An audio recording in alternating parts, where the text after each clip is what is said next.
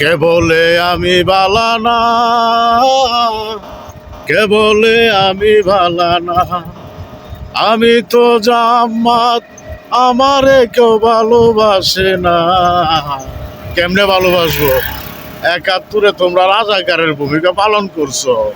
যাও ২৪-এর আন্দোলনে সরকার পতনের পর তোমরা ভালো হওয়ার সুযোগ আছে, এইটা না কইরা শিশু দর্শন, বলাৎকার, মানুষ হত্যা, যত হামলা মামলা তোমরা করো, ভাঙচুর করো, টুপি মাথা জুব্বা লাগায়া। তোমাদেরকে কেমনে ভালোবাসতো মানুষ?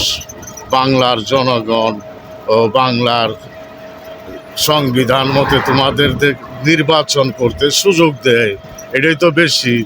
তোমাদের তো বাংলাদেশে নির্বাচন করারও সুযোগ দেওয়ার কোনো আইনগতভাবে নাই। তোমরা ৭১-এর রাজাকার, ৭১-এর যুদ্ধ অপরাধী।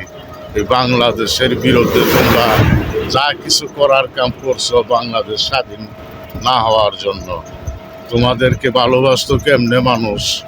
এখনো সময় আছে, ভালো হয়ে যাও, তাহলে মানুষ ভালোবাসবো।